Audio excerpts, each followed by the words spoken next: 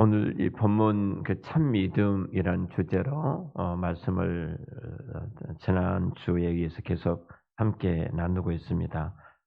오늘 본문 43절부터서 54절까지 이 문장이 두 부분으로 구성됐다고 말씀을 제가 드렸는데요. 먼저 43절부터 54절까지 내용과 그 43절부터 45절까지 내용과 46절부터 54절까지 내용, 이 두 부분으로 나뉘어져 있습니다. 그러니까 예수님께서 갈릴리로 오셨다는 사실을 기록하고 있는데요.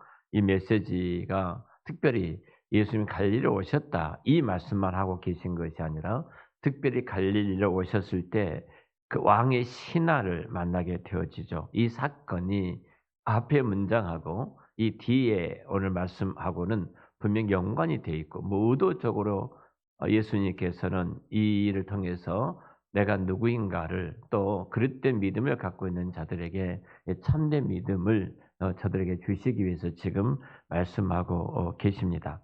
먼저 앞부분의 주제를 보면은 성경은 예수님께서 그저 갈릴리로 오셨다 이렇게 말씀하는 데만 초점을 맞춰 있지 않고요. 예수님께 오신 일에 대해서 44절에서 이렇게 말합니다. 친히 증언하시기를 선지자가 고향에서는 높임을 받지 못한다 하시고 나사렛이죠. 예수님이 자라나셨던 그 마을, 성장하셨던 그 고향에서는 이 선지자로서의 환영을 받지 못한다. 이 말씀, 높임을 받지 못한다. 이 말씀을 하고 계십니다. 자, 이 본문 앞에서 성경이 지금 우리에게 말씀하고 계신 것은 예수님께서 고향 땅에서 나타난 고향 사람들의 반응에 대해서 이야기를 하고 있어요. 자, 이 반응은 그 예수님을 환영하지 않았다 이겁니다. 내가 고향 땅에 돌아갔는데 그 고향 땅의 사람들이 나를 환영하지 않았다 이 이야기입니다. 자, 왜 환영하지 않았는가? 이것은 좀 뒤에 살펴볼 수가 있는데요. 이 부분 뒤에서 말씀을 하기로 하고 먼저 이 앞부분의 사람들이 나타난 그 반응에 대해서 좀 생각해 보고자 합니다. 오늘 46절 말씀 보면은 예수께서 다시 갈릴리 가나에 이르시니 전에 물로 포도주를 만드신 곳이라 왕의 신하가 있어 그의 아들이 가버나움에서 병들었더니라고 말씀하죠. 특별히 그 왕의 신하를 고친 사건을 우리가 살펴볼 필요가 있는데요. 특징적인 표현들이 등장을 합니다. 그 특징적인 표현들이 어떤 것들이 등장하냐면 먼저 성경 우리에게 이 사건이 일어난 장소를 어디라고 말을 한다고요? 가버나움이 아니죠. 전에 물로 포도주를 만들었던 곳 이 말합니다. 가나 혼인잔치죠.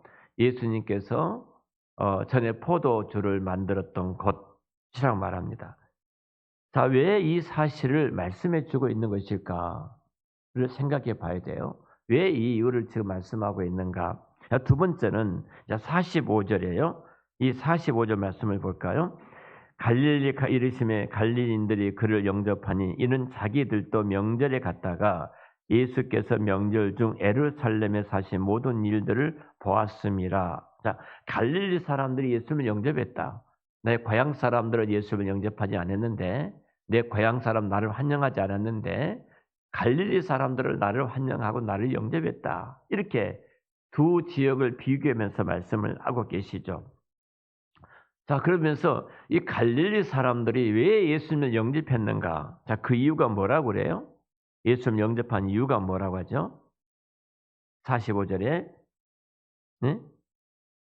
자, 이들이 영접했는데 명절에 예루살렘의 명절철에 유대 절기 있죠. 유대 절기 때 그곳에 내려갔는데 예수님께서 그 명절 중에 많은 일들을 행하신 것을 봤다.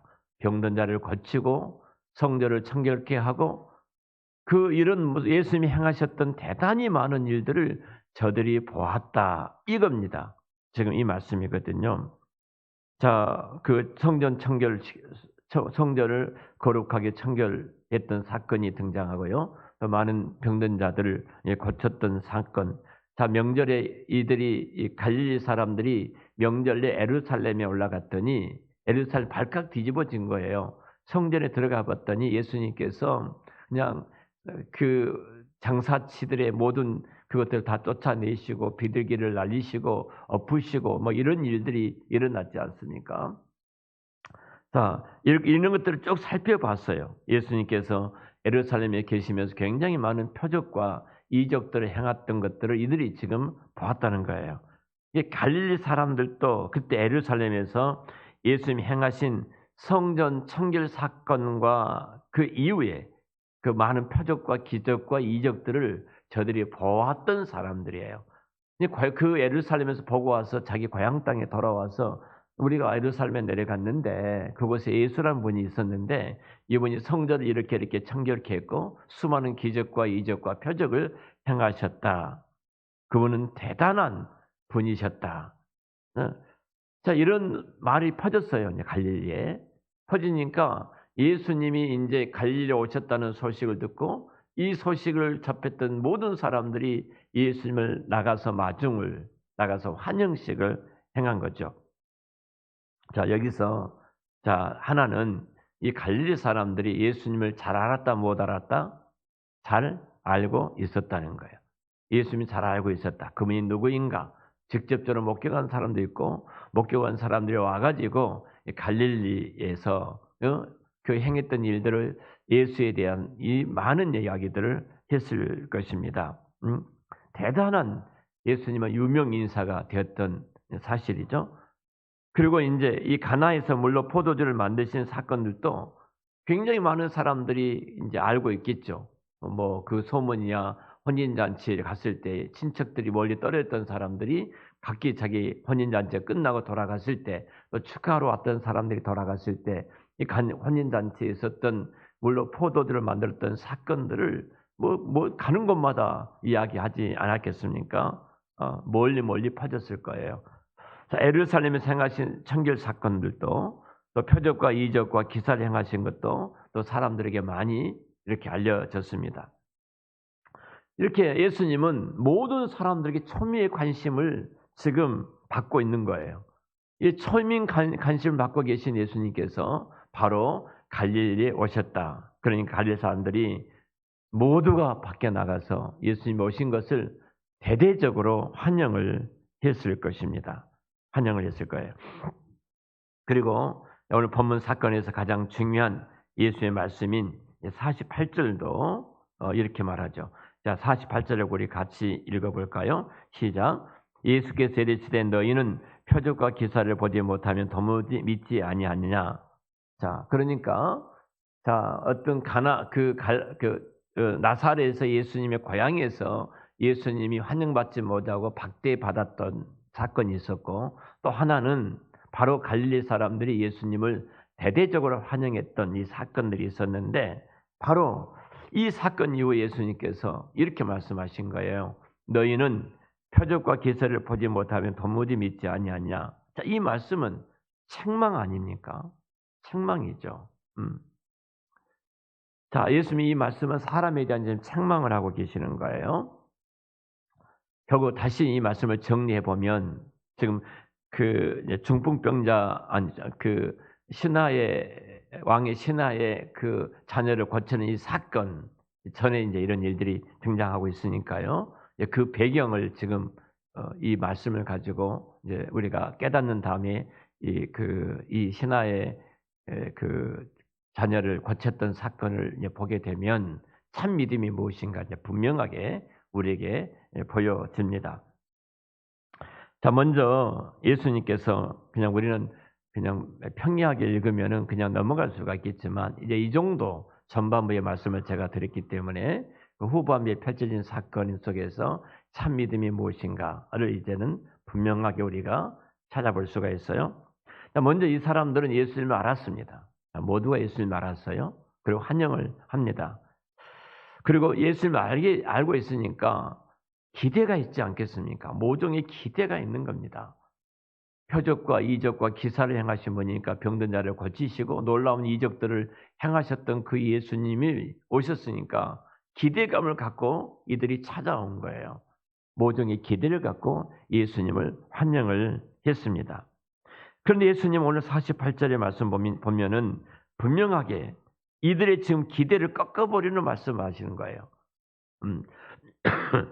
그들의 기대에 대해서 예수님은 아주 반대, 저항하는 말씀을 지금 하고 계십니다.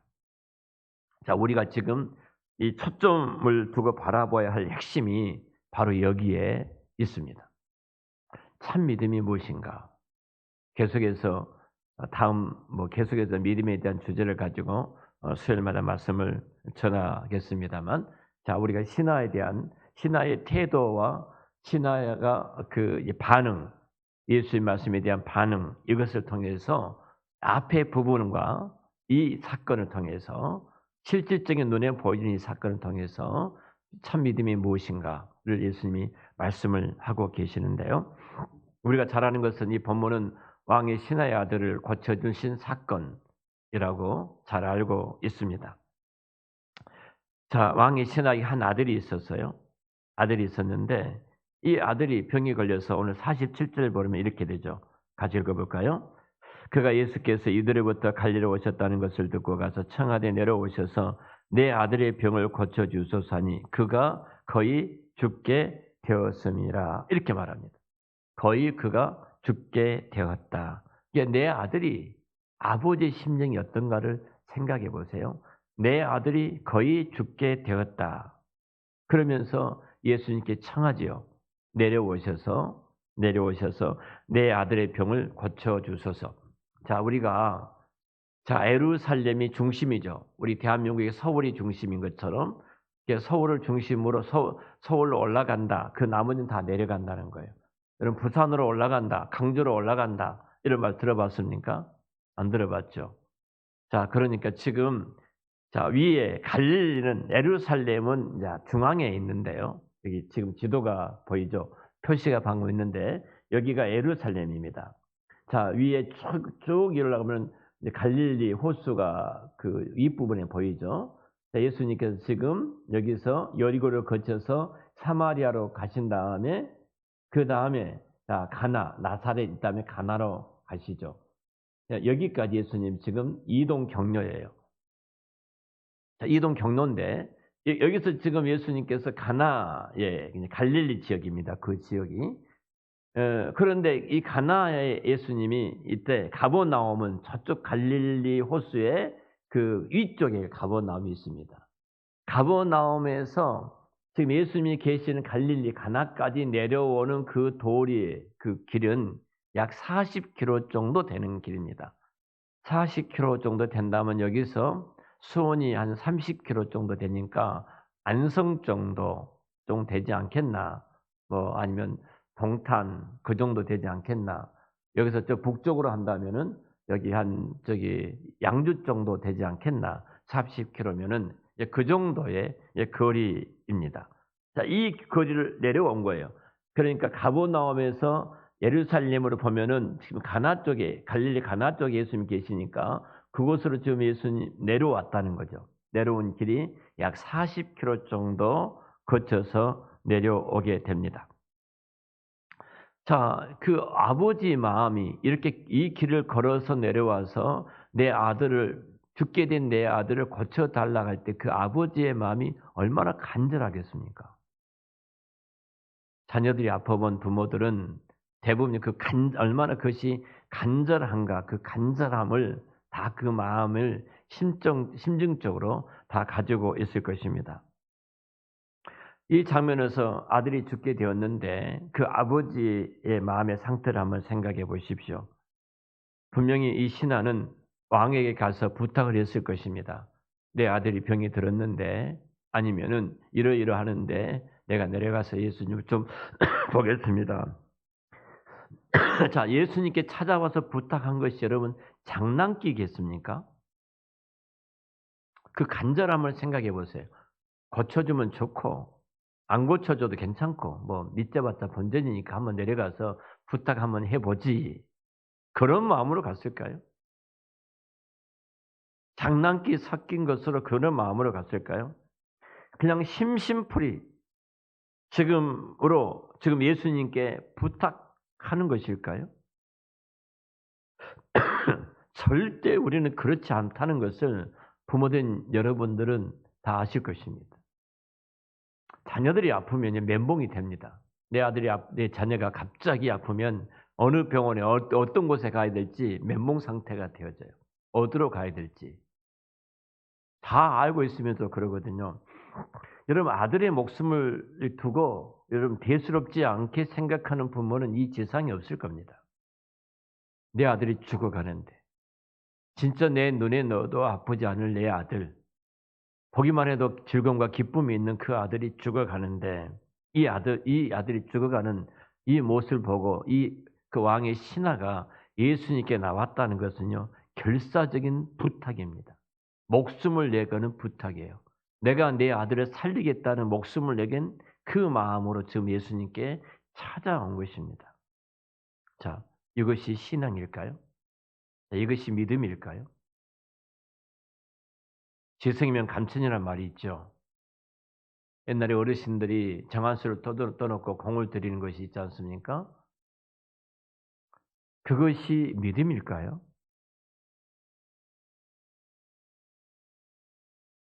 어, 분명히 소중한 겁니다. 그 간절함이 소중한 거예요. 근데 그 간절함이 결국은 오늘 본문에서 분명히 참 믿음이 무엇이라는 것을 수정하시면서 예수님께서 말씀을 하고 계신다는 사실입니다. 자, 우리가 아까 지도를 봤는데요. 그 지도를 보는 것처럼 다시 한번 지도를 보면 좋겠는데요. 이 지도를 보면은 지금 뭐 짐작할 수 있겠지만 교통수단이 전혀 발달되지 않았던 때입니다. 교통수단이 거의 없을 때죠. 자, 46절에 보면은 그 이 왕의 신하가 있던 곳이 가버나움이에요. 갈릴리에서 저 북쪽 끝자락에 있습니다. 그리고 예수님 지금 계신 곳은 46절에 보면 가나예요. 가버나움에서 가나까지 아까 말씀드렸던 건 40km예요. 40km인데 자, 이 길이 약 그 서쪽 해안길을 쭉 따라온다 할지라도 온다 할지라도 약 40km 정도 되는 먼 거리입니다. 교통수단이 발달되지 않는 그 먼 길을 걸어간다는 것은 찾아간다는 것은 보통 어려운 것이 아닙니다. 더더구나 지금 가버나움에서 이 그 가나 쪽으로 올라오는 이 길은요 오르막에 해당하는 길이에요. 그러니까 갈릴리 바다는 원래 지중해 해면보다도 낮으니까 물이 고이지 않습니까? 그 해면보다도 약 212m 정도 낮은 곳에 아래쪽에 있어요. 예, 저지대입니다. 그쪽은 저지대예요. 낮은 지역이에요. 반면에 이 가나라는 것은 그 이렇게 해발이 한 200m 정도 저지대라면 이것은 해발 약 400m 높은 고지대입니다. 제가 이 400m 정도 되는 서울에 있는 그 산들을 찾아봤어요. 가장 가까운 산이 어디죠? 가까운 산이? 남한산은 산으로 안 생각하신 것 같아요. 늘 옆에서 보니까 남한산입니다. 남한산이 약 428m 정도 됩니다. 그리고 도봉산이 562m가 되고 설악산이 보니까 637m 정도 되더라고요. 우리나라의 대충 산들은 이 정도의 산길입니다. 자, 600m 정도 된 산 높이라면 그것을 올라가는 것이 쉽지 않습니다. 상당히 어려워요. 지금처럼 차 타면 쉽게 올라갑니다만, 그래 거기서 좀만 걸어가면 정상까지 갈 수가 있습니다만, 이런 정상까지 올라간다는 것은 상당히 버거운 길입니다. 가버나움 출발해서 가나까지 가려면은 한 15km 정도가 평지로 되어 있어요. 그리고 나머지 25km는 계속 600m 정도 되는 능선으로 올라가는 계속 그 길을 올라가는 길입니다. 그러니까 결국은 이 길을 간다는 것은 만만치 않는 쉽지 않는 길을 지금 가고 있었다는 것을 알 수가 있죠. 자, 그래서 우리 47절과 49절에 보면은 자, 예수님께 청하고 있는 사람은 지금 왕의 신하 자신이잖아요. 자신인데 하인이 이런 길을 이 하인이 이런 길을 가지 않고 이 신하가 이런 길을 가지 않고 자기 종도를 시킬 수도 있지 않겠습니까? 지금 예수님이 이곳에 있는데 너희들 가서 그 예수님을 청해서 모시고 와라. 사회적인 큰 신분을 갖고 있기 때문에 충분히 뭐 그럴 수도 있지 않겠습니까? 좀 와서 고쳐 주십시오. 이렇게 요청할 수도 있지 않겠습니까? 근데 지금 여기 왕의 신하는 자신이 직접 이 40km 굉장히 험한 길을 걸어서 갑니다. 자, 산을 등반한 것 같은 아주 고된 그 길을 지금 이 신하는 올라갔던 것입니다. 상당히 이 신하의 입장에 보면은 그 왕의 신하라는 이 지칭을 보면은 헤롯 왕가의 굉장히 고관, 높은 직위를 갖고 있었던 사람일 것입니다. 근데 이 사람이 얼마나 절박하면 신하를 시키지 않고 그가 정말로 내 아들을 고치기 위해서 친히 달려가지고 예수님을 찾아갔겠습니까? 정말로 절박함입니다. 절박함. 근데 여러분, 주님께서 이 신하가 찾아왔을 때 예수님께서 이 신하에게 하시는 말씀을 좀 들어보십시오. 절박함 가운데 찾아왔던 이 신하에게 하신 말씀. 뭐라고 그래요? 너희는 표적과 기사를 보지 못하면 도무지 믿지 아니하냐? 산물을 끼얹어 버립니다. 그렇잖아요. 진짜 예수님께서는 이 간절한 마음, 내 아들이 죽어가는 그 아버지의 절박한 마음, 그 마음을 갖고 찾아온 이 왕의 신하, 진짜 고생 끝에 찾아왔던 이 왕의 신하에게 각박하디 지독하게 각박한 말씀을 지금 하고 계신 거예요. 왜 이 예수님이 이렇게 말씀하셨을까요? 음, 마치 나만 장군이 아람 나라에서 그 먼 길을 문둥병을 치료받기 위해서 이스라엘 땅에 엘리사 선지자를 찾아왔는데 대뜸 하는 말이 나와보지도 않고 신하를 시켜가지고 요단강에 가서 몸을 7번 씻어라. 내가 지금 어떻게 왔는데 그 절박함을 가지고 왔는데 대뜸 하는 말이 진짜 엉뚱한 말을 하고 있거든요. 모든 사람들이 이렇게 생각해. 이런 내가 강에 수영하러 왔어? 내가 이런 지저분한 강에 목욕하러 왔어? 우리나라는 이보다 훨씬 더 좋은 강들이 수두룩한데 가자. 내가 누군데? 지금 그랬잖아요. 지금 예수님께서 말씀하신 것 한번 생각해 보세요. 지금 예수님께 찾아오기는 했지만 그가 가진 믿음, 왕의 신하가 가졌던 믿음은 표적과 기사를 쫓아가는 믿음이었다는 겁니다. 내가 예수 믿으면 잘 되고, 예수 믿으면 잘 살고, 예수 믿으면 건강해지고, 예수 믿이 땅에서 뭔가 세상 사람 누리지 못한 거 다 누리고, 이 말이 세상에 쫙 퍼졌어요. 자, 이렇게 퍼지다 보니까 지금 예수를 안 믿어 세상 사람들이 잘 되고 잘 살고 잘 나가는 거예요. 그러니까 관심이 없어요. 우리가 산업사회가 될 때 굉장히 극심한 어려움과 힘든 시기를 지날 때 교회는 이 말이 맥혔어요. 교회 나오면 잘 산다니까. 교회 나오면 부자 된다니까. 교회 나오면 형통한다니까. 그러니까 산업사회의 물결에 의해서 교회 나왔더니 잘 된 거예요. 근데 지금 이 말이 맥히겠습니까? 그것이 믿음을 만든 동기라면 참 불행한 것 아니겠습니까? 오늘 오늘 말씀 본문 전체 주제에 대해서 좀 다뤄보고 말씀을 정리를 하고 또 시간을 내서 또 말씀을 더 나누도록 그렇게 하겠습니다. 오늘 본문 전체가 우리에게 말하고 있는 바가 무엇인가? 자, 이 사건이 우리에게 지금 가르쳐 주고 계신 주님의 마음이 무엇인가? 오늘 당신의 피로 값주고 사신 주님의 교회 앞에 주께서 말씀하고 계시는데 그 말씀이 어떤 말씀인가? 무엇을 가르치고자 하시는가? 예수님께서 우리가 참 예수님께서 저와 여러분들이 예수님 자신을 보아주었으면 하는 바라시는 것과 또 사람들이 예수님을 바라보는 시선이 항상 달라요. 바로 예수님이 마태복음 16장에 보면 굉장히 많은 사람들이 예수님을 따라왔잖아요. 그래서 예수님이 물었습니다. 제자들에게 저렇게 많은 사람들이 나를 따라오는데 나를 누구로 알고 따라오고 있지? 그러니까 제자들이 대답하죠. 뭐 선지자 중에 한 사람, 죽었던 세례요한, 뭐 엘리야 등등등의 이야기를 쭉 합니다. 단 한 사람도 예수님이 그 당신에 대해서 알고 정확히 아는 자들이 아무도 없었죠. 그때 예수님이 제자들에게 말씀합니다. 너희들은 나를 누구로 알고 지금 이곳에 왔니? 따라오고 있니? 그때 제자들이 말하죠. 그가 베드로가 말합니다. 주는 그리스도시여 살아계신 하나님의 아들입니다. 그때 예수님 바요나 시몬아 이것을 알게 하는 일은 너가 아니라 누구라는 거예요? 하나님이다. 자, 믿음이 어디에 있다는 거예요? 내가 보고 따라가는 것이 있는 것이 아니라 누가 주셨다는 거예요? 베드로 고백을 하나님이 주신 겁니다. 오늘 본문도 똑같아요. 똑같아요.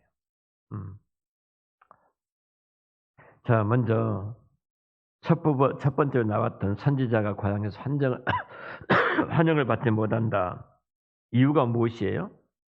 자, 예수님을 어떻게 봤다는 거예요? 육신의 눈으로 바라보았기 때문이라는 거예요. 육신의 눈으로 보았기 때문에 얼마나 불행합니까?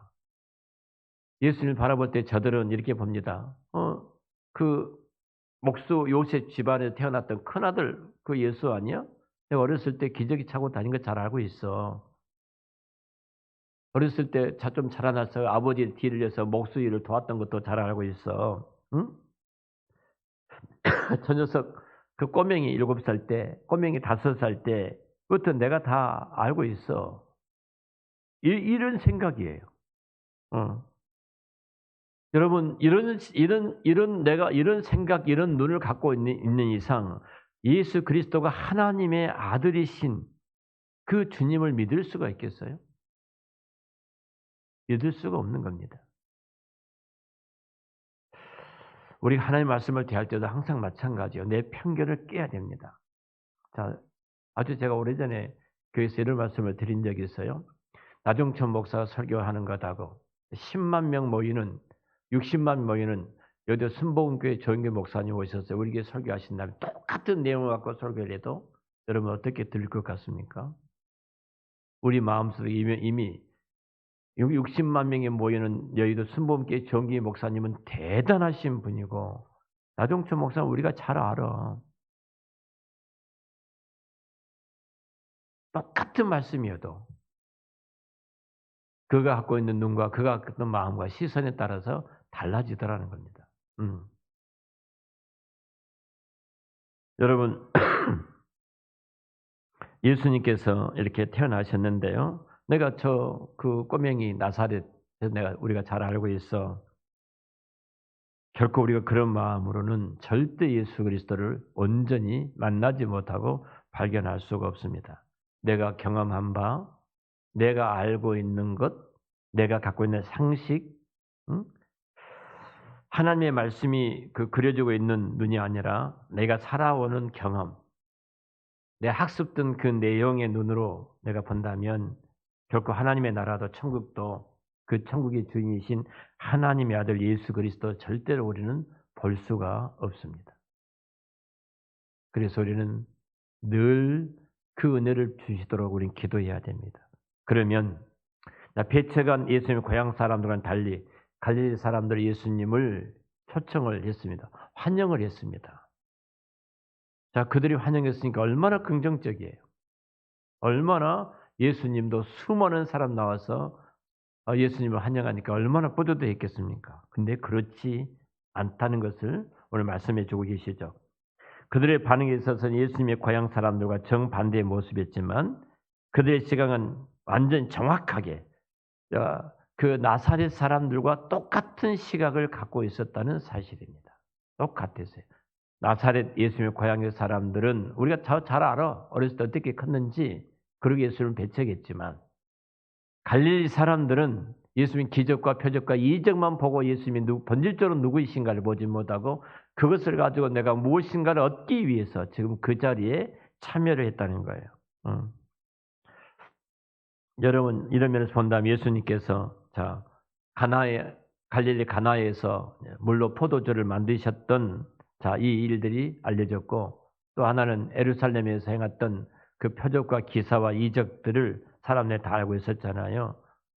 그리고 저들은 갈릴 사람들 예수님을 큰 기쁨으로 대대적으로 환영하고 맞이했습니다. 그렇다면 예수님께서 이런 맞이를 당할 때 얼마나 기뻤겠습니까? 얼마나 행복했겠습니까? 한쪽에서는 거절을 당했는데 한쪽에서는 환영하니까. 근데 예수님에 대한 반응은 여러분 충격적이 아닙니까? 이렇게 말씀합니다. 너희는 표적과 기사를 보지 못하면 도무지 믿지 아니하리라. 자, 이들이 예수님을 환영하는 것은 하나죠. 예수님이 그리스도 메시아 하나님의 아들이기 때문이 아니라 그들은 이거예요. 그 예수님 때문에 내가 죄 사함 받고 죄 용서함 받고 내가 하나님의 자녀가 되는 그 영광스러운 믿음의 생명을 누리는 그 은혜 때문이 아니라 내가 나의 필요를 채우기 위해서 이 땅에 내 필요를 채우기 위해서 그들은 육적인 눈이 기뻐하시는 방식으로 예수님을 바라보았습니다. 기적을 행하는 자, 능력과 이적을 행하는 자, 그 소문의 근원자가 우리 앞에 왔다. 그래서 갈릴리 사람들은 대대적으로 환영을 하고 기쁨으로 예수님을 맞이했던 것입니다. 그들이 지금 예수님을 바라보는 방식이죠. 그들의 모든 욕구와 필요를 충족시키기 위해서 그들은 예수님 앞에 서 있습니다. 오늘날 교회들이 사람에게 주려고 하는 것이 이런 것이 아닌가. 제가 최근에 읽고 있는 책이 그 20 트렌드 내년 2025년도 2025에 대한 트렌드의 2024년대에 대한 작년의 책을 읽었고요. 우리는 그 책을 지금 읽고 있습니다. 한국 교회가 이렇게 된 이유가 어디가 있는가? 능력과 권능을 상실해 버리고 교회가 세상을 걱정하는 이제 세상이 교회를 걱정하는 이유가 어디가 있는가? 젊은이들이 교회를 다 떠나고 교민들이 교회 앞에 등을 돌린 이유가 도대체 어디에 있는가? 여러 각도에서 한국 교회의 트렌드를 정하면서 어떤 그 데이터를 가지고 이렇게 뽑아놨던 글을 제가 읽고 있습니다. 하나예요. 가장 큰 거 하나예요. 교회가 세상이 주려고 하는 것을 주고 있기 때문이다. 관심이 없습니다. 그것에 대해서. 젊은이들이 그렇지 않아요. 교회 밖에서도 그것들 너무 많이 누릴 수가 있고 너무 많이 가질 수가 있는 거예요. 육신의 눈, 육신의 풍요, 그리고 육신의 기분 좋은 것. 여러분 대부분이 그 지금 갈릴리 사람들이 그랬던 것처럼 오늘을 살아가는 기독교인들의 많은 부분에 있어서 우리가 사람들이 주님께 원하는 그것들이 아닌가 싶어집니다. 이런 자들에게 주님께서 말씀하시죠. 표적과 기사를 보지 아니하면 너희들이 나를 믿지 아니한다. 그것은 표적과 기사를 쫓는 믿음이라는 거죠. 너희들 믿음이나 지금 그 나사렛에서 나를 거절한 것이나 똑같다. 예수님께서 지금 그렇게 말씀을 하고 계십니다. 주님께서 원하시는 베드로의 고백처럼 저는 그리스도시요 살아계신 하나님의 아들입니다. 이 고백을 하는 사람들은 아무도 없습니다. 정말로 상한 심정으로 내가 예수님 앞에 나와서 죄의 사함을 받으려고 하는 그 마음, 그 마음을 갖고 겸손함으로 주님 앞에 무릎을 꿇는 내게는 아무런 소망이 없음을 깨닫고 주님만이 나의 소망이요 나의 복이요 나의 의미요 나의 가치요 주님 한 분이면 됩니다. 그 겸손함으로 무릎을 꿇고 있는 우리의 모습이 돼야 될 텐데 우리는 어찌 보면은 예수님이 갈릴리 어떤 유명세에 그 사람들이 몰려 있는 것처럼 어떤 그런 자리에 있지 않는지를 바라봅니다. 이런 점에서 이제 왕의 신하의 사건이 등장을 합니다. 자, 왕의 신하의 사건을 통해서 참 믿음이 무엇인가를 이제 계시해 주고 계시는데요. 이 부분은 다음 주에 말씀을 통해서 또 참 믿음을 찾아가는 시간을 갖도록 하겠습니다.